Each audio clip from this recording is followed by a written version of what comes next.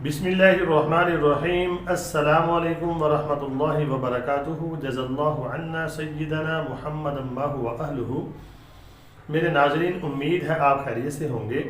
आज की जो मेरी वीडियो है उसका थंबनेल और टाइटल ये है कि वल्लाह कुर्बे क़यामत की ये निशानी जो आज मैं आपके साथ डिस्कस करने वाला हूँ वो शीशे की तरह वाज़े पूरी हो चुकी है।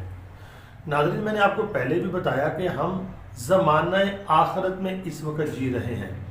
कुर्बे क़यामत की निशानियाँ पे दर पे ऐसे यानी कि आ रही हैं कि यानी कि वाज़े हो रही, कोई ना कोई निशानी आए दिन पूरी हो जाती है।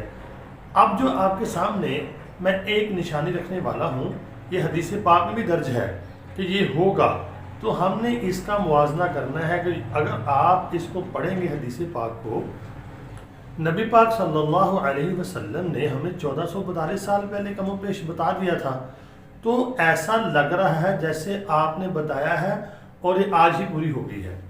आपकी बताई हुई बातें वो मनो अन पूरी हो रही हैं। वो क्यों ना हो, नबी पाक सल्लल्लाहु अलैहि वसल्लम जो है वो तमाम आलम के लिए नबी हैं, रहमत हैं और क़यामत तक के लिए नबी हैं। अल्लाह ने आपके ज़रिए से क़यामत तक के आने वाले हालात के बारे में हमें यानी कि आगाही दे दी है आपके ज़रिए से। तो आज मैं आपके सामने वो हदीस पेश करूँगा जिसमें इस निशानी का जिक्र है।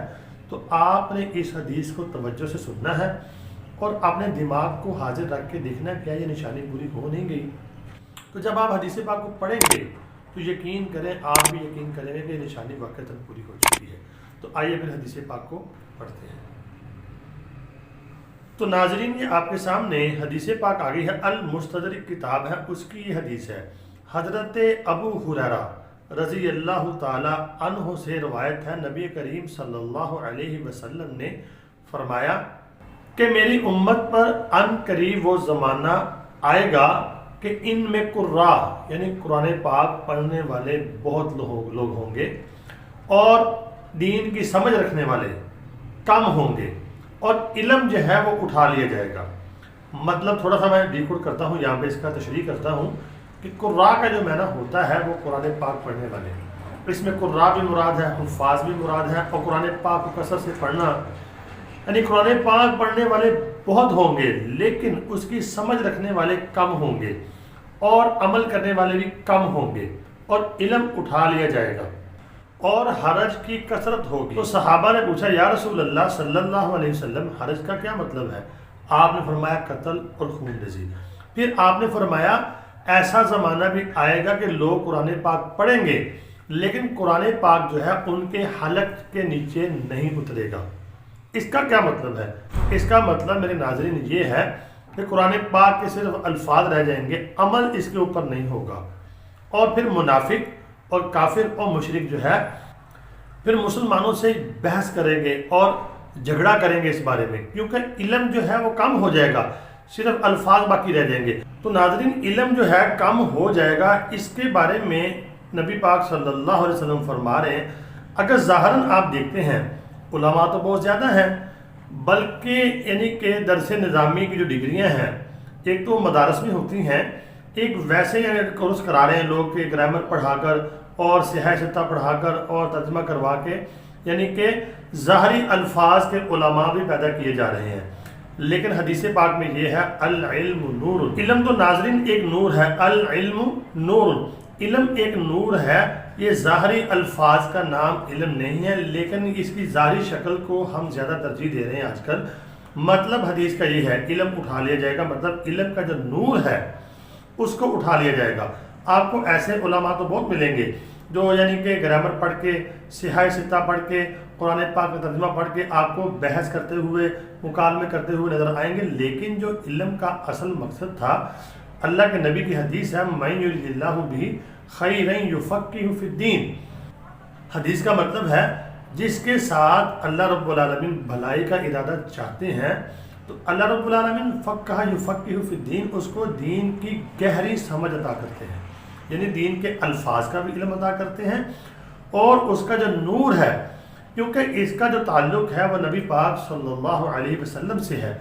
हमारी जो दीनी सनद है اس کا سلسلہ جا ملتا ہے نبی پاک صلی اللہ علیہ وسلم سے، یعنی پہلے صحابہ تک اور صحابہ سے نبی پاک صلی اللہ علیہ وسلم تک، اور نبی پاک صلی اللہ علیہ وسلم سے جبرائیل علیہ السلام، اور جبرائیل علیہ السلام سے اللہ رب العالمین سے اس علم کا سلسلہ جا کے ملتا ہے۔ تو اگر ظاہری الفاظ جو ہیں آپ اس ہی کو حاصل کریں گے، اس کے نور کو حاصل کرنے کی کوشش نہیں کریں گے، تو اس کا مطلب یہ ہے پھر علم کا جو نور ہے وہ اٹھا لیا جائے گا، اور ظاہری علم تو ہوگا تو لیکن ہم جو ہے اس کو یعنی کہ اس کے نور سے محروم ہو جائیں گے، اور ایسا ہو رہا ہے۔ اس کو سیکھنے کا یہی طریقہ ہے جو نبی پاک صلی اللہ علیہ وسلم سے لے کر اب تک چلا آ رہا ہے، سینہ بسینہ، یعنی کہ علماء کرام اور نیک لوگ جو ہیں جو اللہ والے ہیں ان سے اس کو حاصل کرنا، نہ کہ عربی گرامر خود ہی پڑھی یا کسی سے پڑھ کے ڈگری کر کے اس کی اور ترجمہ کر لیا اور بعد میں جناب بحث مباحثے شروع کر دیے اور مکالمے شروع کر دیے اور مناظرے، ایسا نہیں ہوتا۔ ہر چیز کے سیکھنے کا ایک طریقہ کار ہے، تو دین کا علم سیکھنے کا طریقہ وہی ہے جو نبی پاک صلی اللہ علیہ وسلم سے چلا آ رہا ہے۔ آپ نے صحابہ کو علم بھی سکھایا، ان کے اندر علم کا نور بھی منتقل کیا، اور اس کے بعد صحابہ نے پھر تابعین کو، تبع تابعین کو، چلتے چلتے چلتے پھر یہ سلسلہ ائمہ سے ہمارے تک پہنچا، علماء تک، اور اب تک یہ چل رہا ہے۔ حق والے علماء بھی الحمدللہ موجود ہیں۔ حدیث کا مطلب یہ ہے کہ علم اٹھا لیا جائے گا، یعنی علم کم ہو جائے گا، الفاظ تو اس کے بہت ہو جائیں گے، اور قرآن پاک کی تلاوت کرنے والے آپ کو جا بجا لوگ ملیں گے۔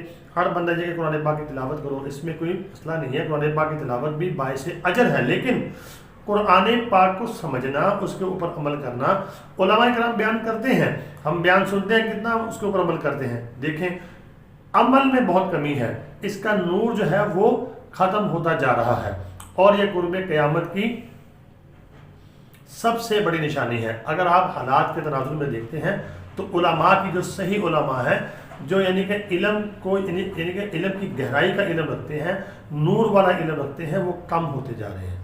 تو امید کرتا ہوں آپ کو ویڈیو سمجھ آ گئی ہوگی، تو آپ سے یہ گزارش کرنا چاہتا ہوں اس ویڈیو کو آگے شیئر کر دیں اور مجھے کمنٹ لازمی کریں، دعاؤں میں ضرور یاد رکھیں۔ اللہ تعالیٰ میرا اور آپ کا حامی و ناصر ہو۔ السلام علیکم ورحمۃ اللہ وبرکاتہ۔